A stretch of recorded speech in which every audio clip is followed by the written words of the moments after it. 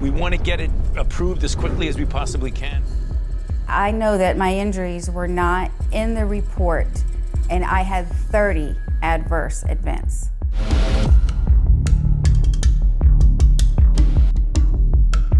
I trusted the government, I trusted the health agencies, I trusted the drug company, and I gave my body essentially to science. I didn't realize that that meant that if something were to go wrong, that I would be left for dead. The drug company was nowhere to be found. They were, poof, gone the second there was a problem. She's in a wheelchair. She's got a feeding tube. Take this out. No. She couldn't feel from her like lower waist down. And at that point, she couldn't walk anymore. She literally couldn't move her legs. People need to hear that this trial data is corrupted. I wanted people to be aware of the way that these clinical trials are being run. We were shocked to learn there were more serious adverse events in the vaccine group.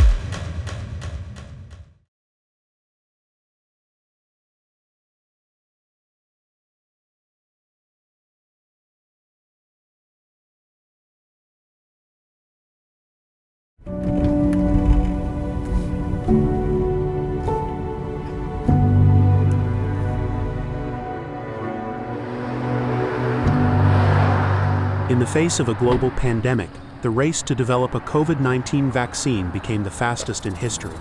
These vaccine trials were hailed as scientific triumphs, promising hope and protection.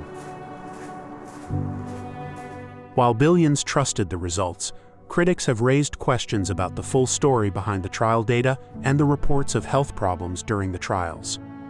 This film explores the experiences of some trial participants, asking whether anything was overlooked and what that might mean for the institutions we trust to protect us. One more time, I'm going to count to 5, and if you're not out of bed, you are getting grounded. Let's meet Maddie, a healthy and active 12-year-old who took part in the Pfizer COVID vaccine trials conducted by Cincinnati Children's Hospital. 2, 3.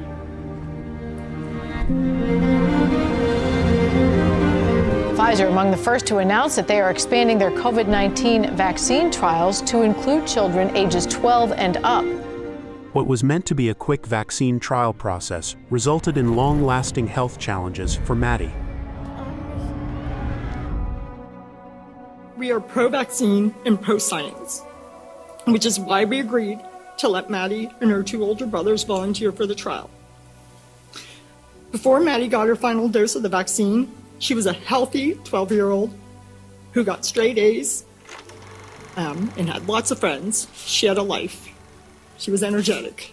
She was not like this. Although she does still have lots of friends. Upon receiving the second shot, Maddie immediately felt pain at the injection site. And over the next 24 hours, she developed severe abdominal and chest pain. And the way she described the chest pain, and I quote, "It feels like my heart is being ripped out through my neck."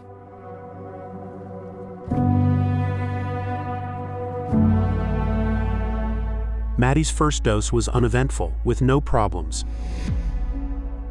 The very day Maddie received the second dose, she started to experience serious health problems.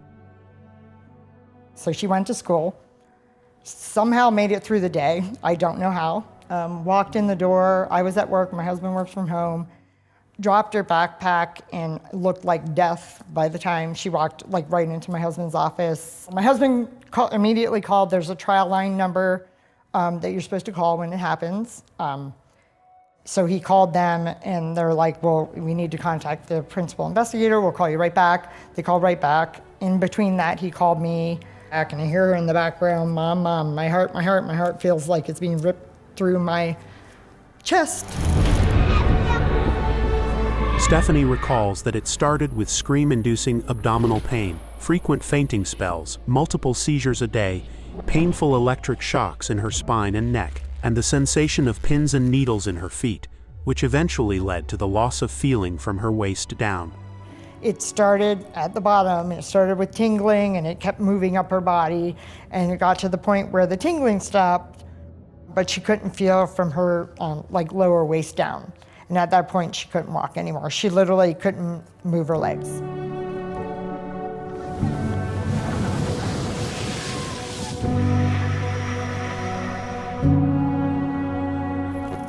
Once a healthy, active child, she now navigates the world from a wheelchair. They put an NG tube in for the being unable to swallow. Today, she still can't walk. She also lost control of her neck, so her neck would go backwards.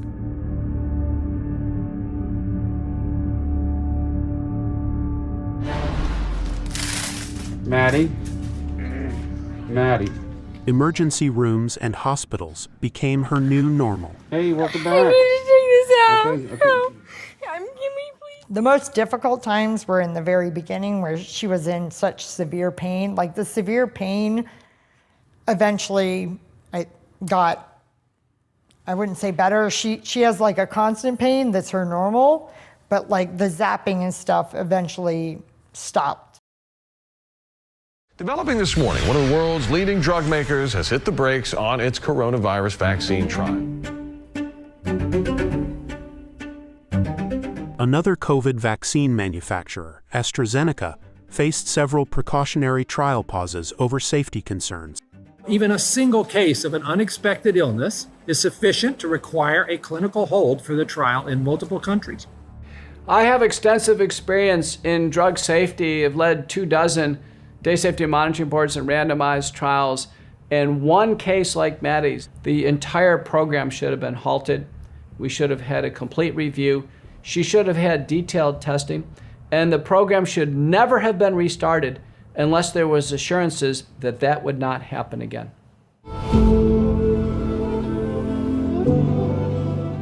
Maddie's case never led to a pause in the trial. Doctors ran tests but found no connection to the vaccine. The doctors that have seen her so far have not found something where they thought was research related, is what they all were telling me. According to the trial team, Maddie was diagnosed with functional neurological disorder due to fluctuating test and motor exam results. The Daguerre family believes that other potential causes weren't fully explored. They put her diagnosis of functional neurologic disorder on April 8th. That was a day before they submitted the EUA, the emergency approval, to the government here. She was in the hospital when that happened. With no proven link to the vaccine, the trial contract didn't cover Maddie's medical costs. We had to get lawyers involved for them to even pay for the medical bills from their hospital, from their trial.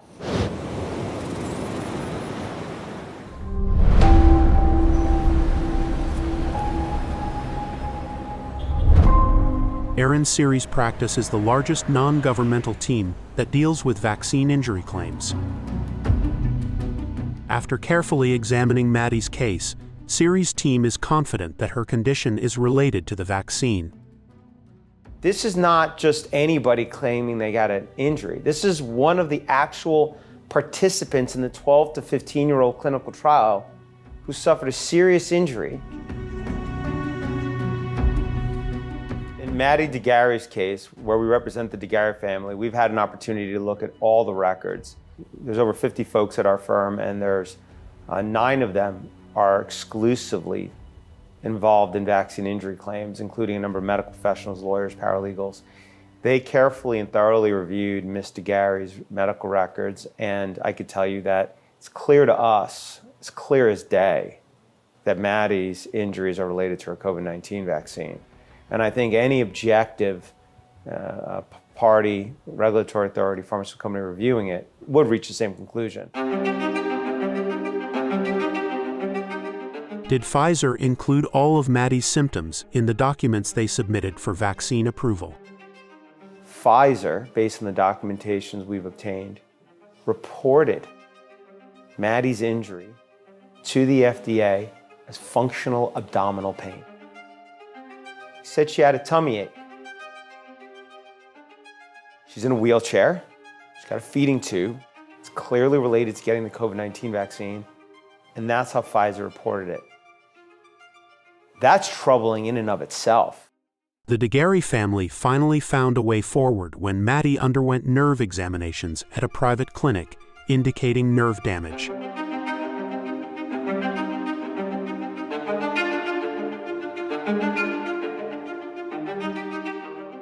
Maddie's parents have tirelessly reached out to health agencies pleading for help. Yet after 4 years, they still feel abandoned. They feel that both the company and health agencies have failed to provide meaningful support or offer solutions to Maddie's ongoing struggle. Stephanie knows other trial participants who reported serious health problems. There's other similar stories. Gustavo with the Pfizer.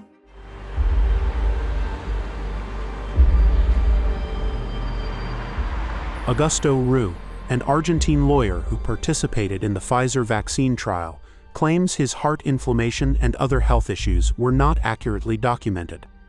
De que se reconocen que existieron estos efectos adversos, pero que no existió respuesta alguna por parte del equipo de investigación ni por parte de las autoridades estatales en la República Argentina. One of Germany's largest news organizations investigated and reported on his story. Pfizer maintains that in the cases of Augusto and Maddie, all trial events were properly reported and that no wrongdoing was found by regulators. Health authorities and regulators maintain that COVID-19 vaccines underwent rigorous safety evaluations and continue to show a strong safety profile in clinical trials and ongoing monitoring.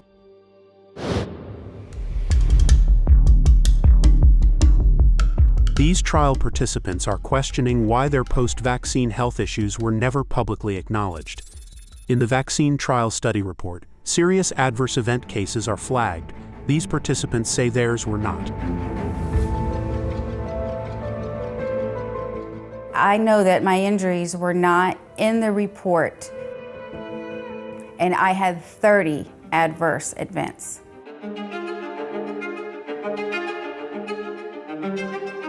Olivia Cameron participated in the vaccine clinical trials at the Coastal Carolina Research Center. Following the second shot, Olivia faced a nightmare of devastating health problems that made her life unbearable. Among the long list of symptoms were excruciating nerve pain, severe neurological problems reminiscent of dementia, stuttering, and a feeling of being off balance. And I was really, really scared. And I just kept telling my son I was sorry, because I thought that I was going to be paralyzed or I was going to have permanent brain damage. I couldn't even read. Like, I could read the words, okay, but I don't know what they're saying. It was really tough. That was one particular day was really hard, where I was in so much pain, I didn't want to be in my body anymore. Like, I just wanted to exist as like a brain in a jar, because I was in so much pain. And I really felt like if I was to move like this, that I was going to be paralyzed.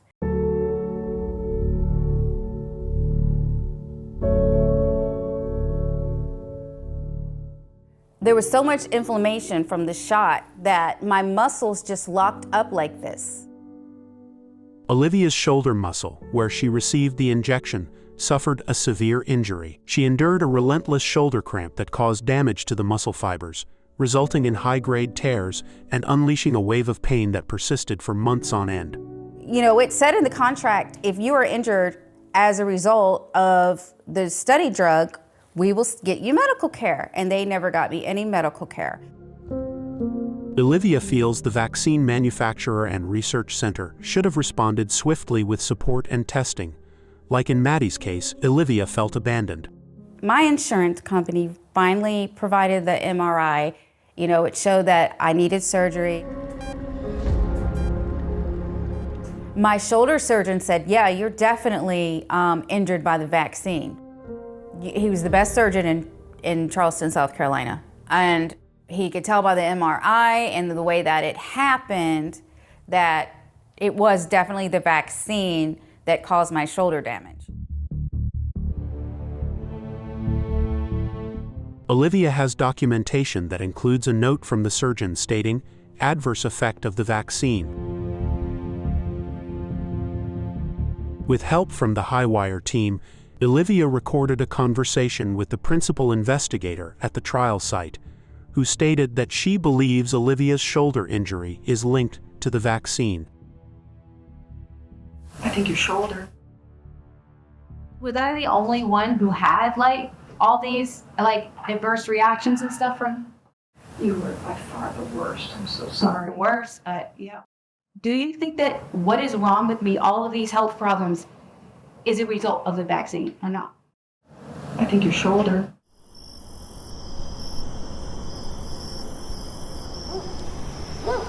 Olivia is a recovered cancer patient, but after receiving the vaccine, her lymph nodes in the arm where she got the shot became severely swollen. They were suspicious of lymphoma because, all of a sudden, you got these lymph nodes swelling up. According to Olivia, because the biopsy showed her lymph nodes appeared unusually melted, she suspects her lymphoma may have been triggered by the vaccine. The very old doctor, he said that it started here.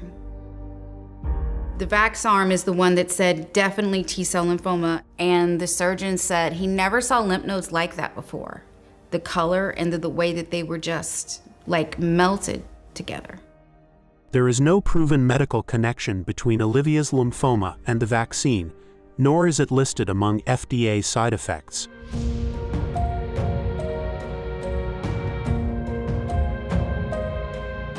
I'm not able to work. That's it. I mean, I'm permanently disabled. Olivia feels that the trial site did not fully investigate her case, which makes it difficult for her to establish a definitive link between all her health issues and the vaccine. Regulators stated that clinical trials demonstrated that serious adverse events were very rare and that the benefits clearly outweighed the risk. The FDA has just authorized a second coronavirus vaccine for emergency use. This is the first product for Moderna to get on the market and a brand new technology.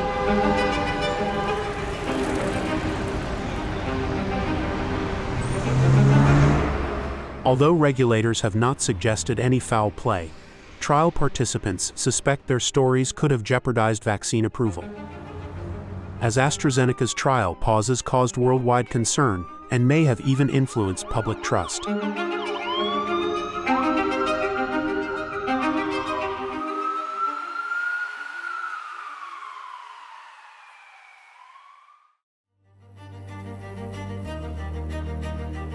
The most anticipated event of the pandemic was the approval of the first COVID vaccines. Based on these trials, the vaccines were hailed as exceptionally safe and effective. This is one of the most studied vaccines in history. In the clinical trial, the side effects were usually mild and lasted for a day or so. The evidence convincingly shows that the benefits are greater than the risks. The COVID vaccine market has skyrocketed beyond the astounding $100 billion mark, establishing it as one of the most profitable pharma products in history. The race to develop a vaccine was not merely a noble quest to save the world. Moderna, Pfizer, and BioNTech won the race, and they did this on a for-profit basis. And they're going to reap billions of dollars in sales every year. These vaccines are going to be some of the biggest drugs of all time. Pfizer, BioNTech, Moderna, and AstraZeneca were the first ones out with a COVID vaccine, and they were awarded the biggest contracts. 100 million doses. We bought more vaccine. 200 million more doses of the Pfizer vaccine. More potential doses per Canadian than anywhere else. For every adult in the country. We're expecting an even larger shipment from Pfizer again. Moderna's stock surged nearly 20 times, while the company behind Pfizer's vaccine, BioNTech, witnessed its stock increase over 10 times. Some of the shareholders of these companies made a fortune. while the CEO of AstraZeneca was knighted. Company AstraZeneca has been honored with a knighthood.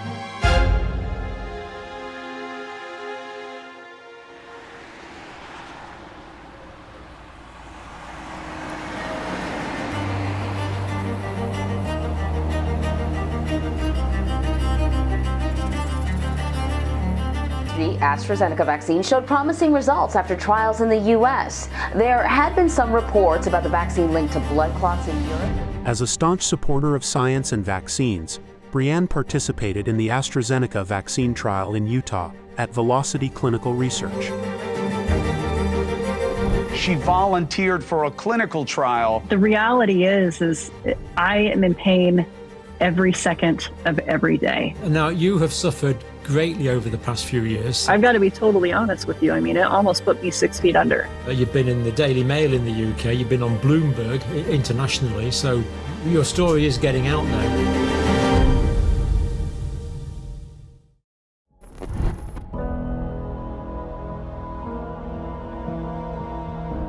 Before participating in the vaccine trial, Brianne Dressen led an active life as an outdoors enthusiast. She worked as a preschool teacher and her husband as a biochemist. Together, they have 2 children.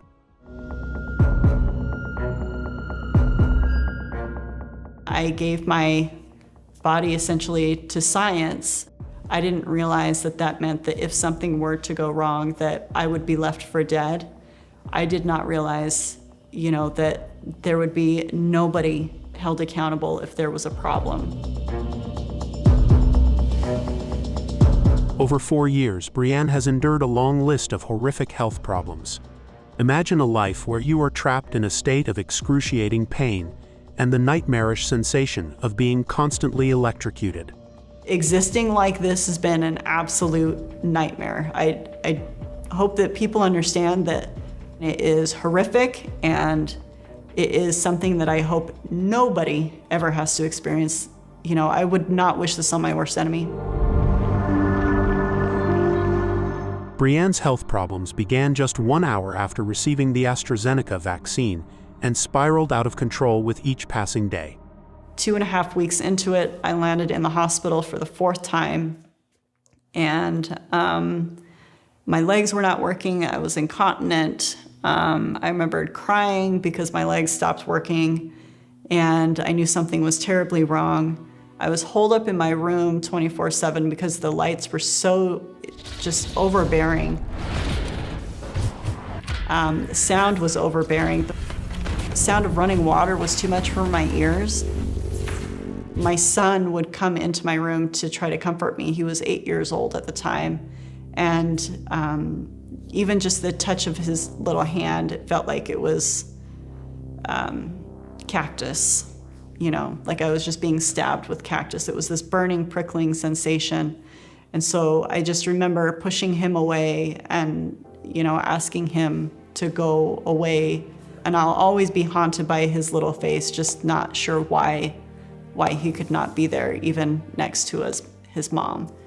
And it felt like I was being electrocuted 24/7. There was no rest, there was no break. I remember waking up every morning and just being greeted by this horrific electric shock that just keeps going all the time, and just remembering to just breathe. And so I would wake up and just breathe. All right, we're gonna breathe for 2 minutes. Okay, and then the 2 minutes will be up. Okay, this is still a nightmare. All right, I'm gonna breathe for 2 more minutes.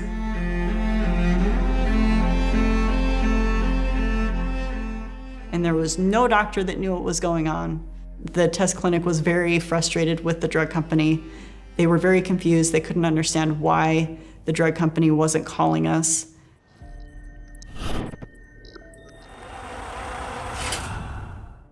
I thought I was engaging in real science. I thought that if something were to go wrong, they would collect the adverse event data, and that information would then be used for the public and for scientists to learn how to, 1, treat issues, and 2, see if there's a way to prevent these issues from happening again.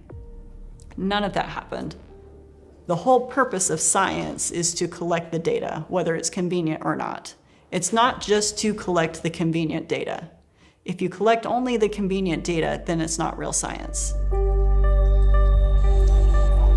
Just as with Maddie and Olivia, Brianne's case is not specifically identified or examined in the study report.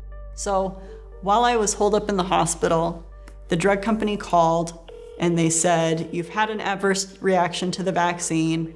We're going to advise you to forego getting the second shot.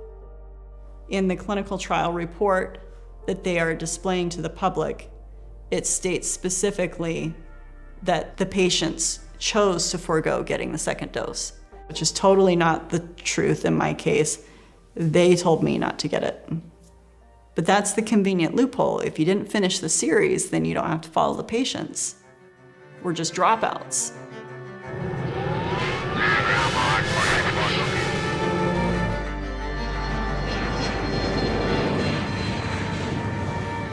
Thanks to her husband's efforts, Brianne was recruited for a research study by the National Institutes of Health.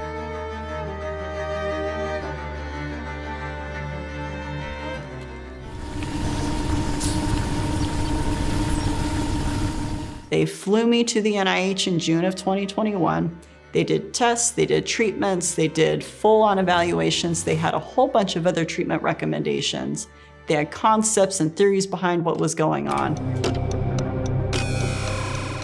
In the study conducted at the National Institutes of Health, they found evidence of nerve damage in patients who experienced serious neurological symptoms after receiving the COVID vaccine. They examined 23 patients to determine whether their neurological symptoms were linked to vaccine-related nerve damage, using tests like nerve exams, skin biopsies, and neurological evaluations.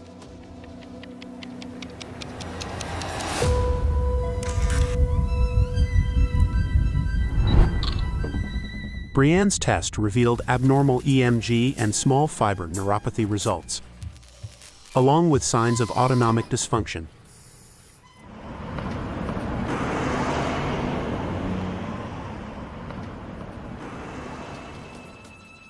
NIH doctors diagnosed her with post-vaccine neuropathy and severe POTS, a condition causing heart dysregulation.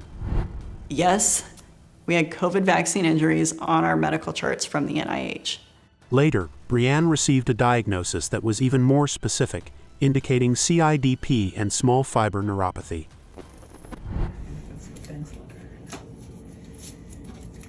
Maddie's exams also indicated signs of nerve damage and dysautonomia.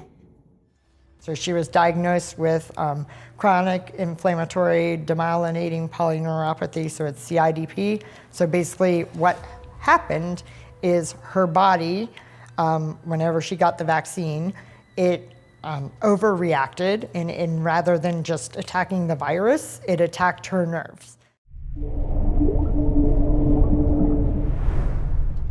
Viruses and vaccines carry the risk of triggering dysregulation of the immune system, potentially leading to the development of autoimmunity, where our body starts to attack itself as the enemy. Could this explain symptoms like those seen in Maddie, Olivia, and Brianne? In some cases, our confused immune system can specifically target our nerve fibers, leading to overwhelming pain, tingling, loss of feeling, brain fog, and many more symptoms.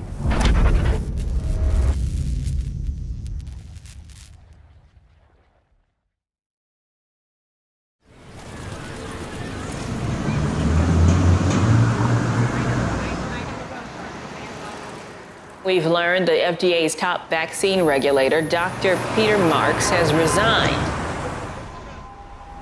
His sub-agency, it was the one in charge of handling, regulating vaccines for the entirety of the FDA.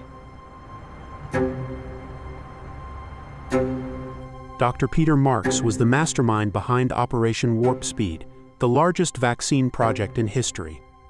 Dr. Marks, come on out. Why should Americans trust these vaccines? Dr. Peter Marks, who was recently dismissed from his role, was one of the most influential figures in overseeing vaccine safety at the Food and Drug Administration. FDA staff members are like your family. The FDA is considered the gold standard regulator of medical products. FDA officials were impressed by the trial results, praising the vaccines as exceptionally safe and granting them emergency use authorization. The data provided by the sponsor have met the FDA's expectations. While regulators highlighted the vaccine's strong safety profile, scientists from prestigious universities called for greater transparency in the trials and the approval process. We have made this review process as transparent as possible. Nothing's being hidden. It's all open and transparent. While promising full transparency, the FDA requested a 75-year delay in releasing the complete Pfizer data, citing a lack of resources. A judge in Texas has ruled that the FDA cannot take 75 years to release data about the COVID-19 vaccines.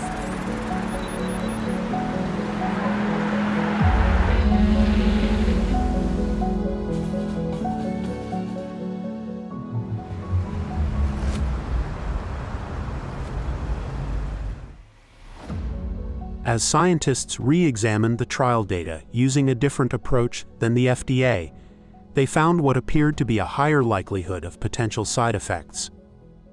My name's Dr. Joseph Fraiman. I'm an emergency physician and a clinical scientist. I specialize in harm-benefit analysis. Nearly all medical interventions also cause harm. So what we do typically with this is we try to compare them side by side. Do the benefits outweigh the harms, or do the harms outweigh the benefits? Joseph Fraiman and his colleagues conducted a reanalysis of the COVID vaccine trials, uncovering what appear to be risk signals associated with the mRNA vaccines. In our reanalysis of the original clinical trial, we were shocked to learn that within the Pfizer trial, there were more serious adverse events in the vaccine group. There was 36% more, which amounts to 1 for every 555 people experienced an additional serious adverse event.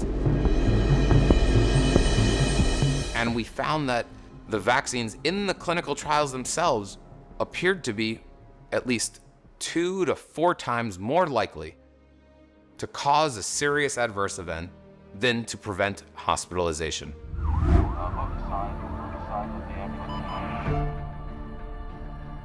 This was clearly a very concerning finding, and we reported this, we published this, and we were able to get this done in a peer-reviewed study, and it has been heavily cited.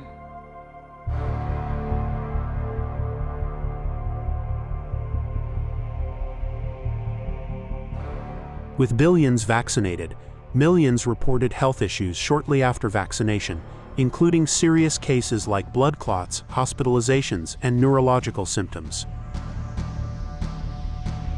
Many affected individuals now feel desperate, as regulators have ruled that nearly all cases are coincidental and not caused by the vaccine. Critics argue that the current system struggles to detect rare side effects and establish a clear link to the vaccine.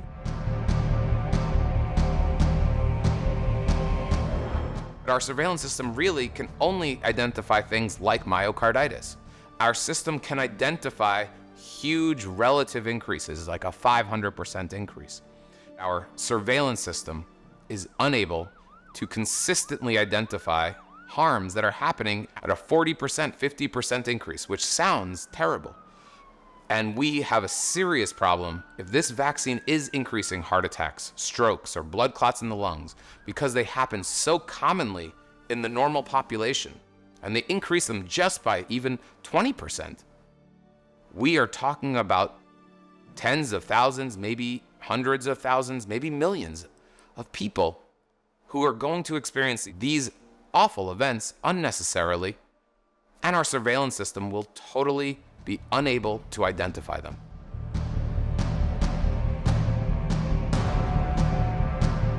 Large-scale studies have identified risk signals that need further investigation.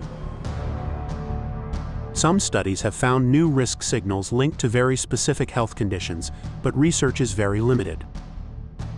The largest COVID vaccine study to date was just released. 99 million people from around the world. They identified these very significant problems that were neurologic, cardiac, or hematologic issues. You wouldn't want to see these issues, right? Or you wouldn't expect to see these issues. And if you did, you'd want to see them at a low rate. There's tens of millions of people out there that are screaming from the rooftop saying that after they had the vaccine, they have suffered symptoms that have impaired their activities of daily living. The authors of these studies declare that the benefits outweigh the harms.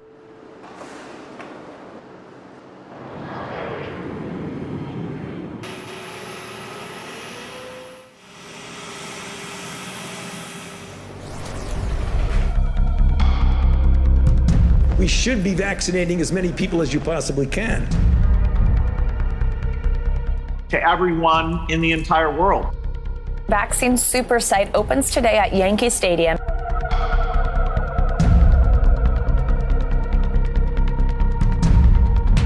With over 70% of the world vaccinated, all the potential rare side effects could build up when vaccinating billions. So, a specific side effect could mean thousands of real cases globally, without drawing much attention. It's quite clear that what we saw in the original clinical trials was that not one single type of serious adverse event was what occurred. It was many different types, serious adverse events, each one incredibly rare. We could say 1 in 10,000, 1 in 20,000, 1 in 30,000 increase. But when you have many different types of serious adverse events happening at a very rare rate, when you consider all of them together, your chances of having any serious adverse event become much less rare.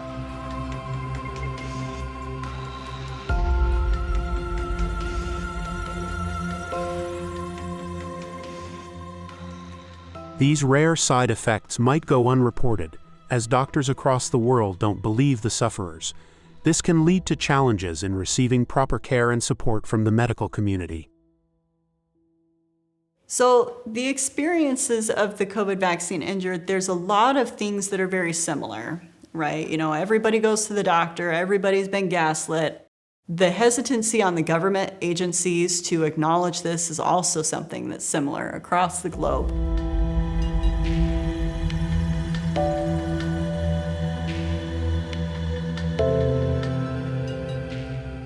After vaccination, Joel developed spinal cord inflammation that left him disabled. Before the disability, he was a respected surgeon.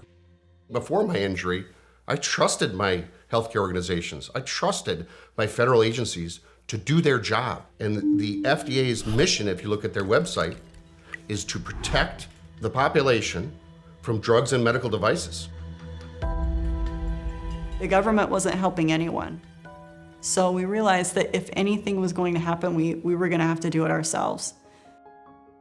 We needed to start a legal nonprofit so we could really take our negative reactions and change them into positive action. We needed to become far more than just sad stories. Brianne and Joel founded React 19, a science-based support group for over 39,000 sufferers, hoping the agency responsible for vaccine safety would be their lifeline. I'm happy to start. I'm Peter Marks, Director of the Center for Biologics Evaluation and Research. I've told Peter Marks to his face on a Zoom that he failed. Because the agencies have not done their job on our behalf, we have people that are permanently damaged. We struggle very diligently to try to understand safety signals.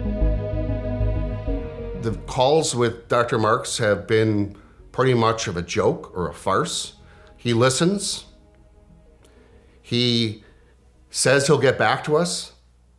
Okay, he never does. We email him with a set of questions, never get a response. It's just wrong. They're supposed to be proactive ones that are looking out and protecting us. These 30,000 seriously injured individuals in this one group, in just the United States, and there are countless people around the world in the same position, that there could be this cacophony of crying and suffering and pain in every corner of this country and other countries around the world, and our health authorities could simply ignore them and turn a blind eye to them. But recognizing that COVID-19 vaccines cause the harm to those individuals directly abuts the policies that these agencies are pushing. When it comes to pharmaceutical companies, all those injured people, they all stand in the way of billions of dollars of profits.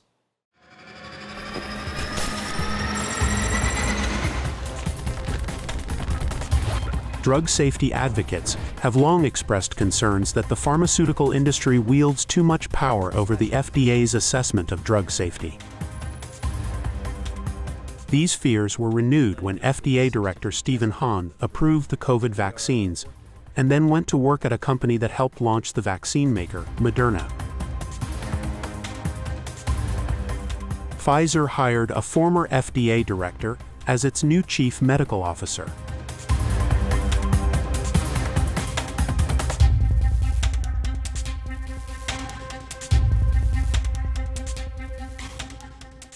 And regulators, unfortunately, have started viewing themselves not as the ones who need to assure safety or oversee it, but more as partners with the industry and getting these products licensed, developed, and pushed out to the marketplace as soon as possible. To see that in action, one need go no further than looking recently at the FDA's homepage. What you're going to see is basically an ad for the bivalent COVID-19 vaccine. The head of the vaccine division, biologics division, Dr. Peter Marks, literally put out videos promoting this vaccine to the public, telling everybody they should get it. Vaccines are safe and serious side effects are rare. Seriously consider getting vaccinated if you're eligible. Getting a bivalent vaccine booster dose is critical. The FDA is there to license the vaccine, to review the data and ensure it's safe and effective. It has no role in promoting the vaccine. It's not its job. But it is so far gone from its regulatory role.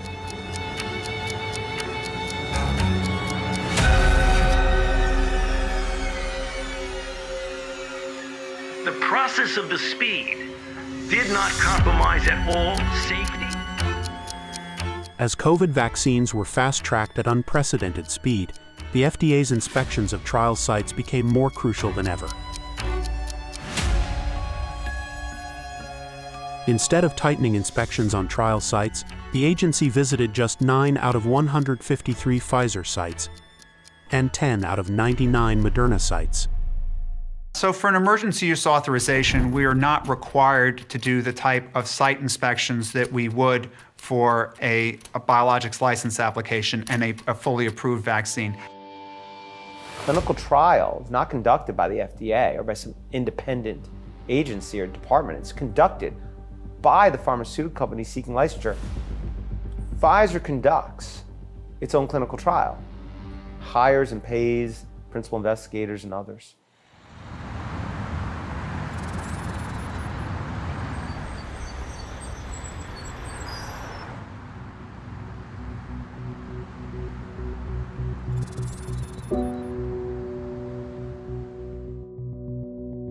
Brooke Jackson was a regional director for 2 of the Pfizer-BioNTech vaccine trial sites in Texas.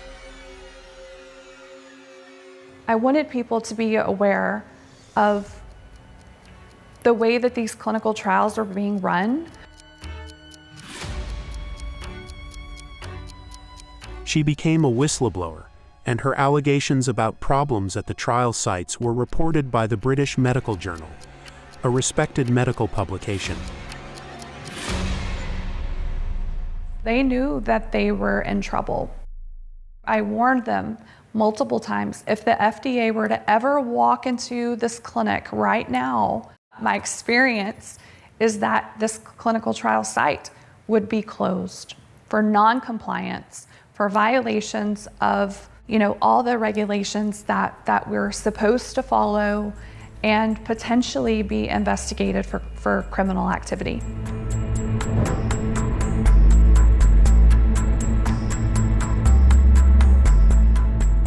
We had so many adverse events that needed to be reported that we just could not answer all of them. We were getting complaints directly from Pfizer wanting to know why patients were calling them, stating that they were unable to get a hold of the clinical trial site.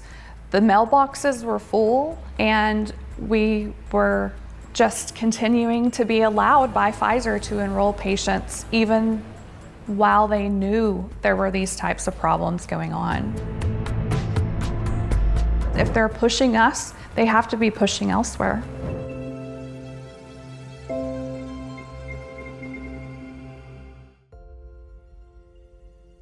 Everything that I saw, the fabrication of data, the falsification of data, the sloppiness in the way that they practiced medicine and in clinical trials, for a sponsor to allow it to continue so that they can bring a product to market first was just such an eye-opening experience.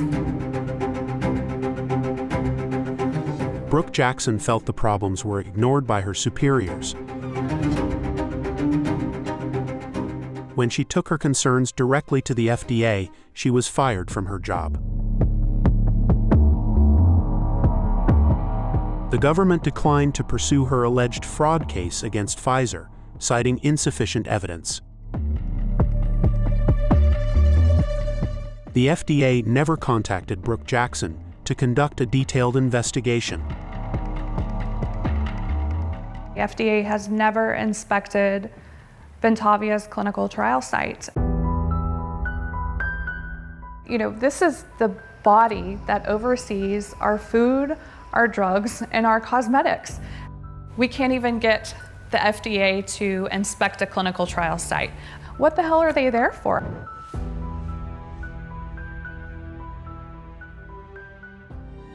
Please. Thank you, Doug.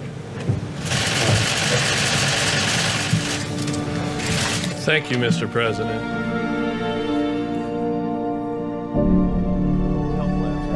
They can make the judgment on how they want. During the pandemic, Dr. Robert Redfield held one of the world's highest-ranking health authority positions as director of the CDC, the very agency responsible for overseeing vaccine safety. The former CDC director has been a strong advocate for COVID vaccination, but he also acknowledges that vaccine injuries have consistently been downplayed and underreported. There was not appropriate transparency from the beginning about the potential side effects of these vaccines. There was inappropriate decisions by some to try to under-report any side effects because they argued that would make the public less likely to get vaccinated. I do think one of the greatest mistakes that was made, of course, was mandating these vaccines. They should have never been mandated. It should have been open to personal choice. They don't prevent infection. They do have side effects.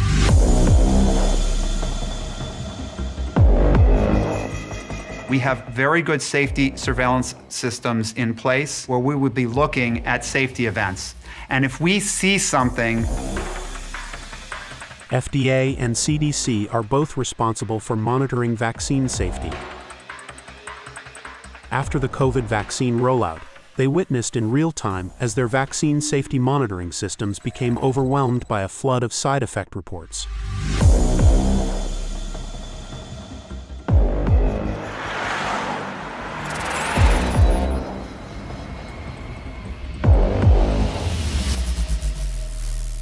Peter Marks, one of the heads of the FDA, testified that the agency was blindsided by the massive increase in reports.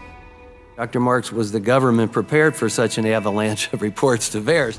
We tried to be prepared for that, but the avalanche of reports was tremendous, and it again required retasking people on the fly. Here's the current VAERS report, the COVID vaccines, over 37,000 deaths. Today, by the way, 24% of those deaths reported are occurring on the day of vaccination within 2 days. I mean, total number of adverse events reported 1.6 million.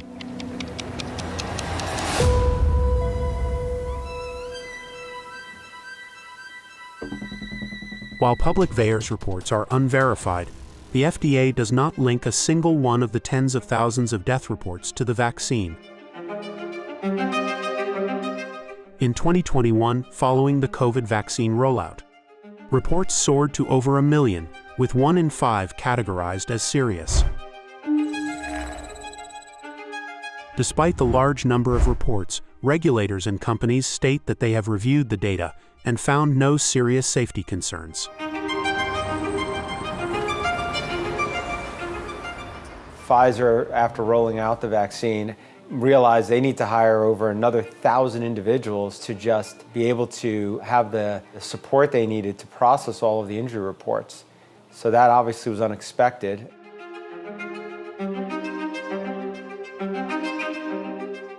The British Medical Journal investigated whether the vaccine safety monitoring system VAERS is broken. Overwhelmed by the reports, did the VAERS team even grasp whether these vaccines were seriously harming the public? According to the BMJ investigation, VAERS reviewers did not follow up on all the serious side effect reports. If you want to make it a true objective database, you have to get follow-up. You have to get verification of the injury. Despite Joel reporting his serious health problems, he was never contacted by VAERS clinical reviewers, and as a result, he is missing from the adverse event statistics. Since my injury, how many people have called me to find out how I'm doing? 0. If you look at VAERS, I'm listed as not serious. Okay, I'm disabled, I have a spinal cord injury, I have dysautonomia. Okay, I'm listed as not serious because I wasn't hospitalized and I didn't die.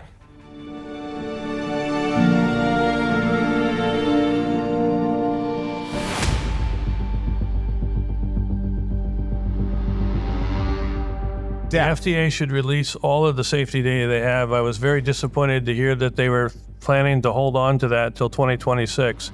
That really creates a sense of total lack of trust.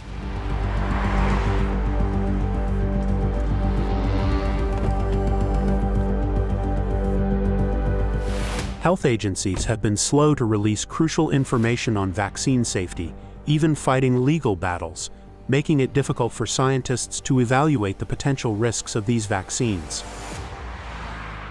Due to the work of Aaron Siri's legal team, health agencies have been required to disclose a lot of crucial COVID vaccine safety information.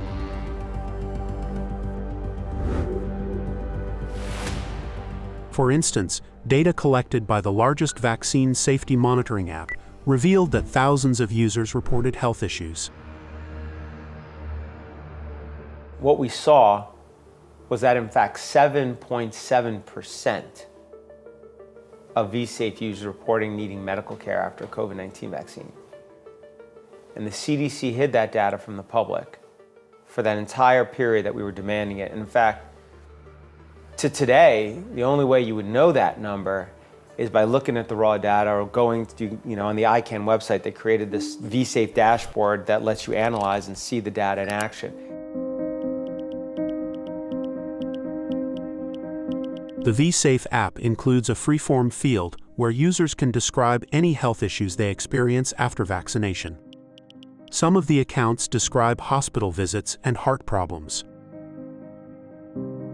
You can visit the ICANN website to explore all the reports, and by searching with keywords, you'll find thousands of reports mentioning irregular heart rate, chest pain, neurological issues, and more.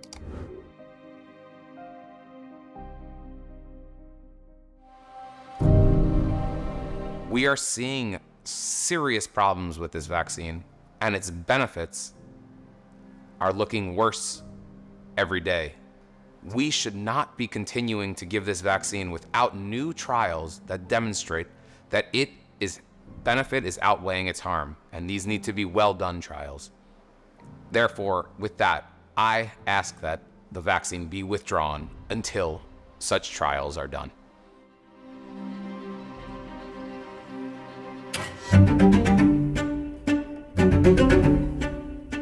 We can reasonably quickly get to the herd immunity. It is widely acknowledged that COVID vaccines do not stop the spread of the virus. Unfortunately, that protection against infection, which is related to transmissibility, waned rather rapidly in a matter of months. Due to reduced protection against transmission, many countries now recommend boosters only for at-risk groups, not the general population. Western European countries, Australia, the World Health Organization, Scandinavian countries, all target high-risk groups. Just recently, the CDC recommended boosters for everyone, including infants. That guidance has now shifted to focus on those 65 and older and people with certain comorbidities. In the world, we have literally vaccinated millions and millions of totally healthy children. And again, this group of people, the young people, the children, even the college students, they don't need the shots.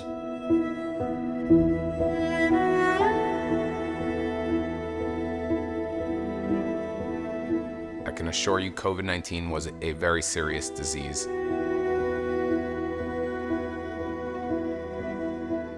I worked in the emergency rooms throughout all of the COVID-19 surges from 2020 on, and I witnessed many people die from the disease.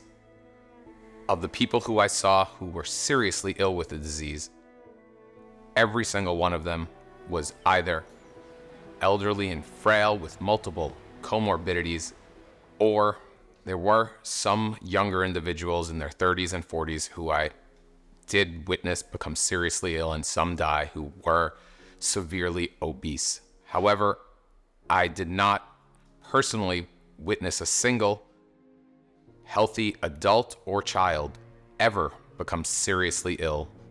And I've spoken to many of the other emergency room physicians that are my friends and emergency nurses.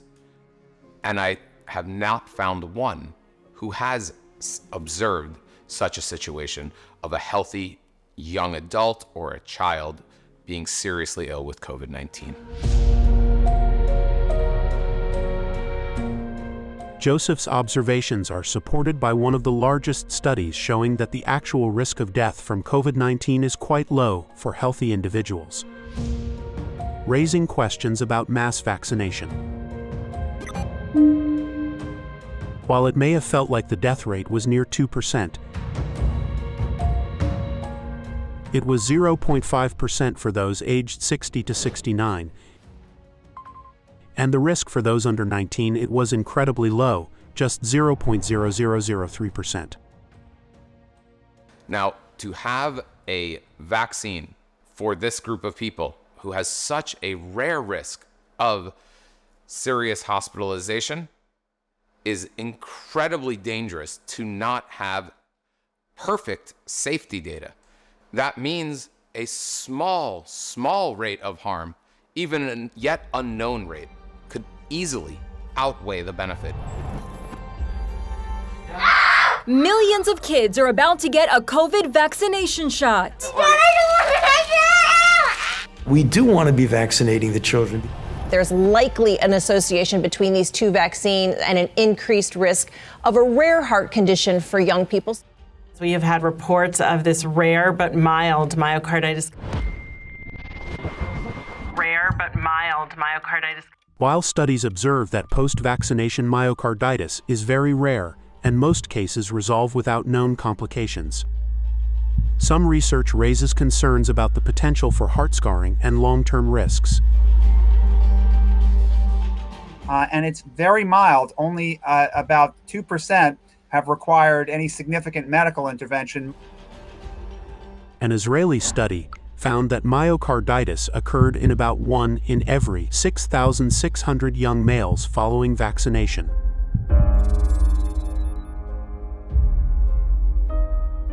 A large-scale Scandinavian study reported the rate of heart inflammation post-vaccination to be 1 case per 5,400.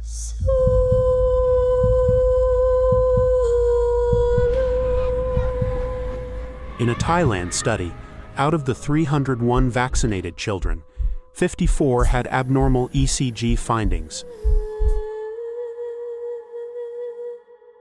7 participants showed markers of clinical or subclinical heart inflammation, and one of those children required hospitalization. They found the risk of myocarditis to be 2%, 1 in 50. Well, that's alarming. Are these discussions going on in the doctor's office when someone brings their child in? These children were found to have elevated levels of something called troponin in their blood.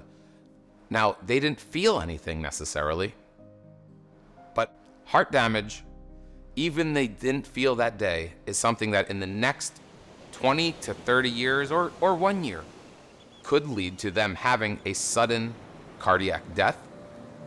In 30, 40 years as they get older, it could lead to them having heart failure earlier than they would have normally.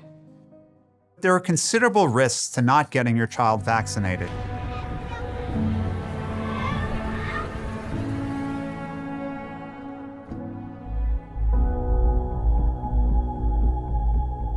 I decided to do the right thing and keep my son safe. This turned out to be the worst decision in my life. Suddenly my son was dead, and I was planning his funeral. Junior's autopsy showed that he had myocarditis. Junior was a healthy boy. I know nothing will bring Junior back, but I miss him every day. My pain is unbearable. The only thing I can do now is try to help others.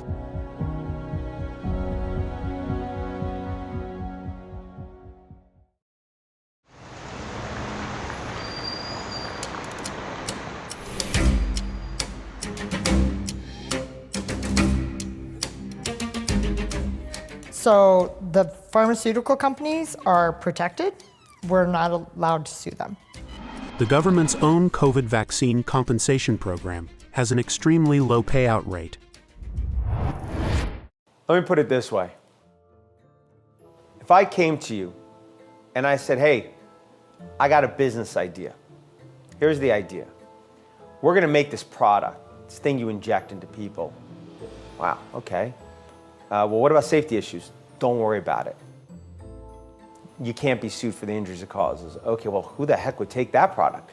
Don't worry. The government's gonna mandate it. Wow, you mean guaranteed market? Yeah, they'll mandate it and why would they do that? Don't worry, they'll mandate it. Oh, okay. Well, but won't there still be a bunch of PR issues? Don't worry. Billions of taxpayer money will go to just repeating the mantra safe and effective over and over again, promoting your product through trusted voices. Safety is off the table, there's no doubt. It's safe. And they're safe and they're highly effective. They're safe and effective. They're safe. Safe. Extraordinarily safe. It's safe. It's the right thing to do. It's good for you. We have an extraordinary safety profile, probably unlike any we've seen with any vaccine in history. To everyone in the entire world. All Canadians to be vaccinated. As much as we can, as fast as we can. We can reasonably quickly get to the herd immunity. How could it be, right, that you'd have a product where you can't be sued for harm, you got a guaranteed market, they promote the product for you. It sounds unreal. So, and it should be unreal. It shouldn't exist. And the only product it exists for like this is for vaccines.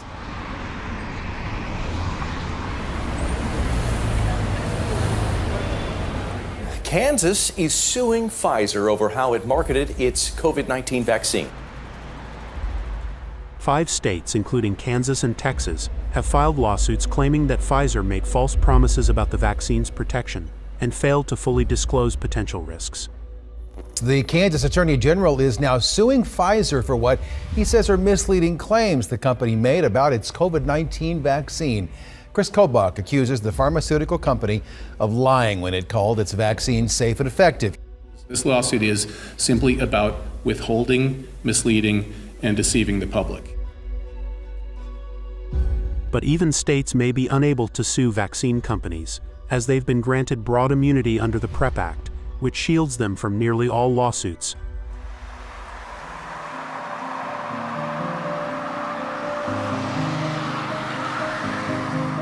This film presents a perspective on vaccine safety and injury claims.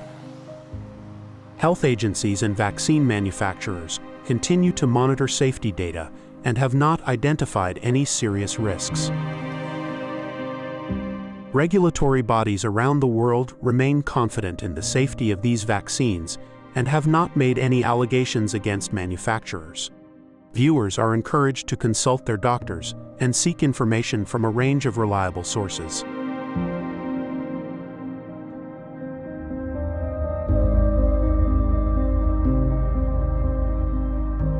The post-vaccination patients and COVID long haulers share a tragic fate, both experiencing neglect and helplessness. Millions are being impacted by long COVID. There are times where my muscles and joints hurt so much.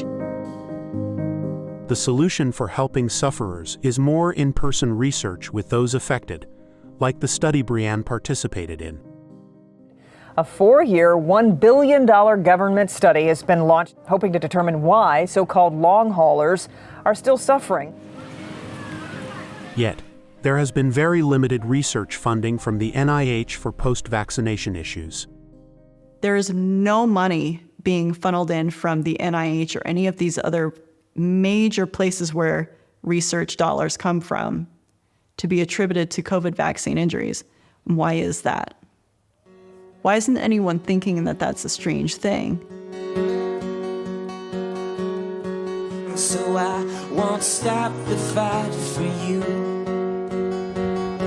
Yes, I will always fight for you. I will brave every attack, and I will not give up on you. I will always have your back. They go back to the FDA, the CDC, the medical establishment, the medical institutions that all pushed them, promoted to them to take that product. And they go back and say, hey, I did what you told me to do. I followed your advice. I've got this serious issue. I've got this really bad neuropathy. And the reaction often is one of disbelief, rejection. And these people go to them pleading, often crying, and they get no help from those same institutions.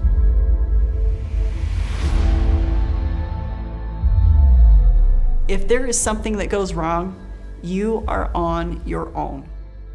The government isn't going to help you. The drug companies aren't going to help you. Your doctors are not going to have any idea what to do with you. The COVID vaccine injury group, React 19, has assisted numerous sufferers in navigating the health system. We were able to find a doctor because of React 19, and that's how Maddie was able to see a doctor that was able to do the right tests and gave her the correct diagnosis, so she was able to get the correct treatments. React 19 also provides financial support to cover medical expenses for injured individuals who are often bankrupt due to their medical condition. We deal with people that are financially devastated all the time. That's why one of the 3 pillars of our organization is our Care Fund, which gives grants to up to $10,000 for people for uncovered medical expenses. But I can't tell you how many times my heart has been broken. I look at every application that comes in for our Care Fund. We look at their finances, and it's typically, retirement account 0. Savings, 0. We have people that are living in their car. They couldn't pay their rent, they couldn't pay their mortgage. React 19 relies on donations to provide support for the injured, work towards solutions, and address costly legal battles.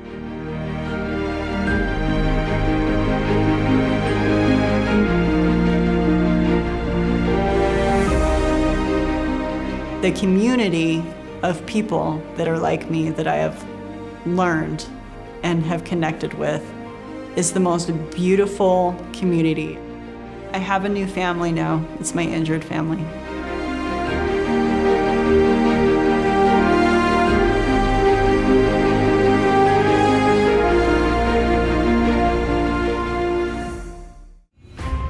If this film matters to you, Please share it and help start the conversation.